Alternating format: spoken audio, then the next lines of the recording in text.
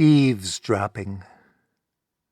27 April 2009, 4:09 p.m. 49 degrees, 5 minutes, 39.18 seconds north, 8 degrees, 32 minutes, 4.06 seconds east.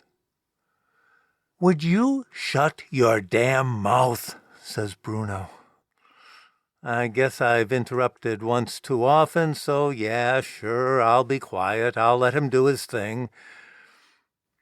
What he's doing is kneeling on one of the middle seats of the minivan, his shoulders filling the rearview mirror, listening to Bertha make a phone call.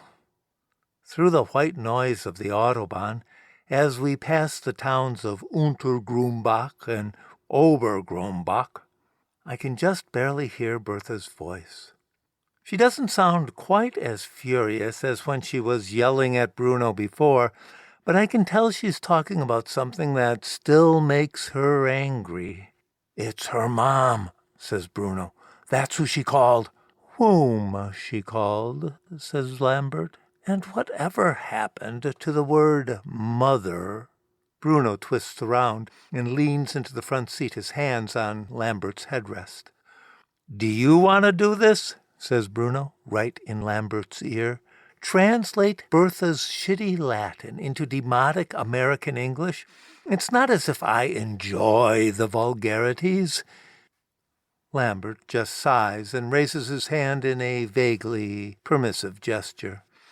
No, please continue," he says. Bruno twists back into eavesdropping posture and listens for a minute. "It seems she's telling her mom all the same stuff she told me. How disgusting Matilda is. How Matilda complains about being a widow when everyone knows it was her. The whole world knows she's the one who sent the assassin." "You mean Matilda took out her husband," I say. "Godfrey the Hunchback? Everyone knows that?" I'm being a little disingenuous here, feigning surprise and ignorance, when in fact I've read 3 or 4 different biographies of Matilda, and I'm well aware of the different theories about the death of the Hunchback, her husband, the previous Duke of Lower Lotharingia. I mean, the one before Conrad.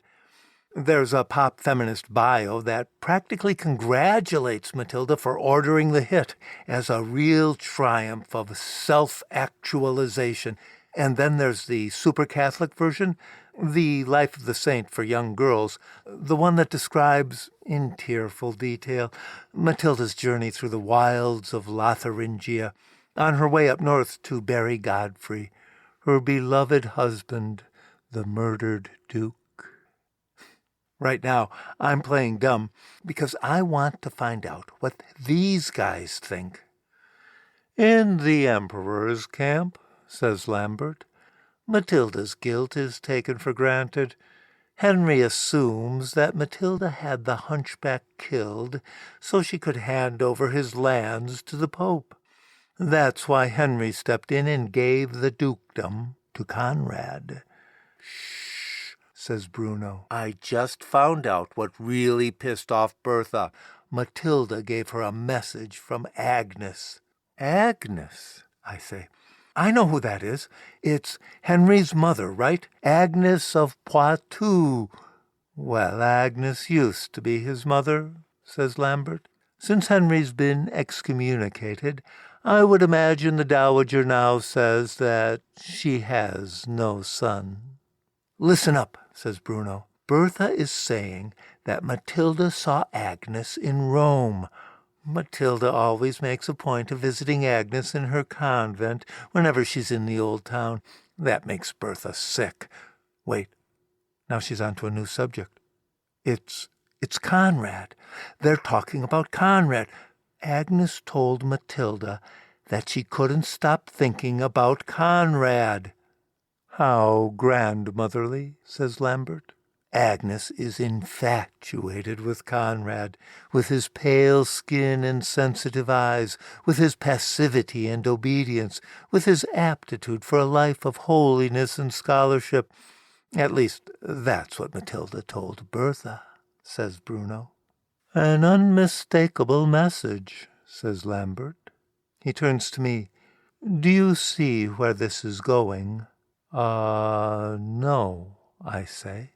Boy, oh boy, says Bruno. Listen to this. Agnes would love to have Conrad visit her in Rome, and both Matilda and Agnes are certain, absolutely certain, that the Pope would take a personal interest in Conrad's education.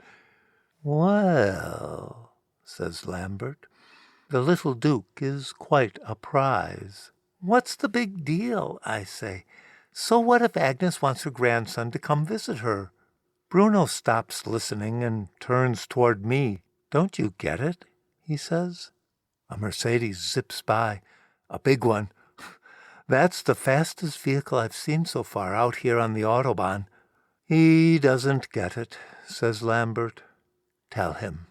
Well, in Bertha's opinion, says Bruno, Matilda and Agnes are trying to steal her son.